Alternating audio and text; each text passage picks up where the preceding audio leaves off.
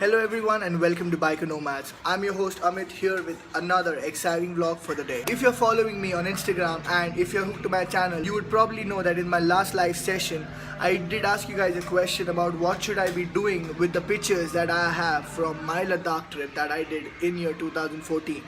And after numerous suggestions that I've got, people have told me to prepare a photo vlog wherein I will be displaying the pictures as well as talking about my experiences that happened with me in Ladakh. So let me give you an overview of how it all started and how everything got in shape. Unlike any other biker in India, even my dream was to conquer Ladakh on my very own bike. And I did see my dream taking shape in the mid of 2014. I started planning for my journey all the way from Jan 2014 and I planned to leave on 4th of July. Most difficult part of my preparation was to take permission from my parents to let me leave on this long haul journey wherein I will be on road for 14 days, and that is something that I had never done before. So I prepared my entire plan on a worksheet and I had a discussion with my dad that this is the journey that I want to take on and this is how I'm planning to leave. And the first question my dad asked me is, who are you going? The answer had to be straightforward, that I'm going solo. It was a little bit difficult to convince my dad that I will be safe and I'll keep him posted throughout my journey, but I somehow managed to convince him and my mom to let me leave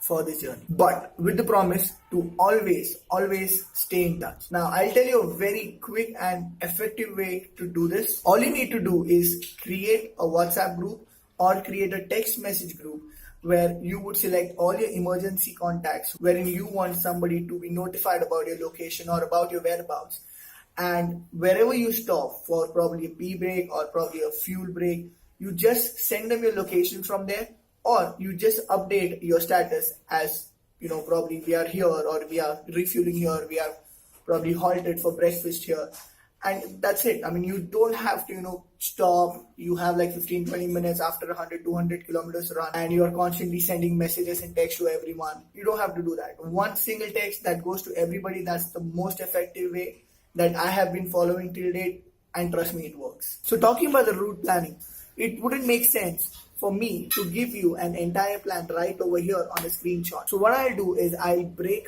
my planning into the days that I have divided this vlog, and at the start of each and every vlog, I'll be telling you guys where are we and where are we planning to go. So that way it is better for you to stay in sync of the entire vlog and till date what has happened with this venture. So finally it was the day.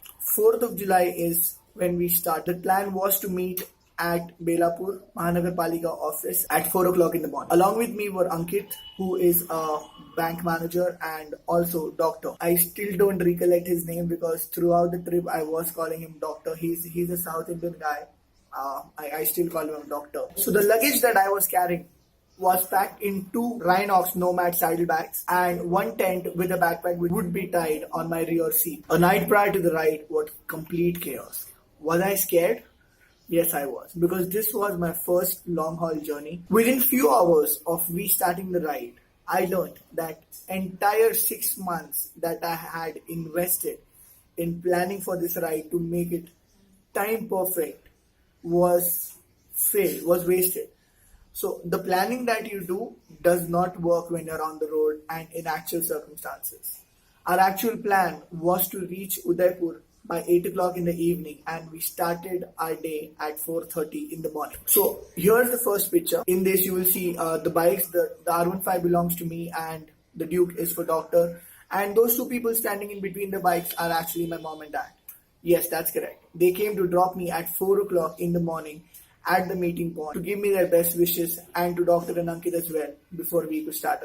We crossed Surat and decided to halt for breakfast. When we finished our breakfast and walked out of the hotel, it was around 11:15. It should have been a pleasant weather, but it surely wasn't where we were ahead of Surat. It was feeling like it's 1 or 2 in the afternoon. It was super hot, and that gave us an indication that the day ahead is not going to be an easy task. It was around 1 p.m. when we decided to stop for lunch, and we were around Bharuch. But the hunger was not the reason for a halt. The heat was. It was extremely hot. It is unbearable, especially in the afternoons और post Noon around Gujarat and Rajasthan. जैसे हम लोग वडोदरा पहुंचे, एक बहुत ही frustrating घटना हमारे साथ। हम लोग जब चल रहे थे, हमको दिखा रहा था कि हमको राजस्थान जाना है, which was straight, but it was an express highway. police stopped us and told us that we cannot take the express highway on the two-wheelers and we'll have to take the left diversion and go through Anand city. Now what we wanted to do is take the Modasa Godhra route and reach to that route. Because we were not allowed on the express highway, now we were lost.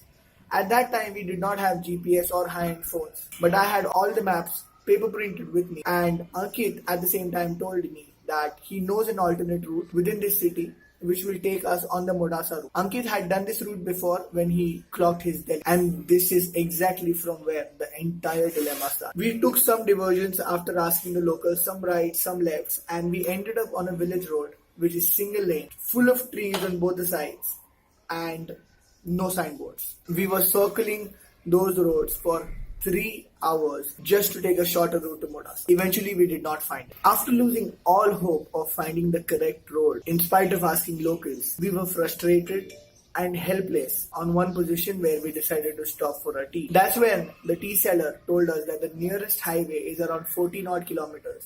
It was 6:30 in the evening. We decided to ride to the highway, at least so that we could get out of this village road situation and would be able to think as to what needs to be done ahead. When we reached the highway, we saw a signboard that Ahmadabad is 70 kilometers to the left. Without further ado, we started riding to Ahmadabad. The day was not as exciting as it started. Like I said at the start of my vlog, planning never works when you're on the road. So guys, that's it for now. This was my day one of Ladakh. I hope you like the concept of me sharing my experiences, my stories, along with the photos that I have clicked. Do give me your suggestions and feedback in the comment section below. I read all of them. And I'm extremely sorry for not being able to upload any videos for the last 2 weeks. I had Ganpati at my place and I was super busy and tied up because of the preparations, and hence I couldn't upload any videos. Let me just show you guys. Hang on.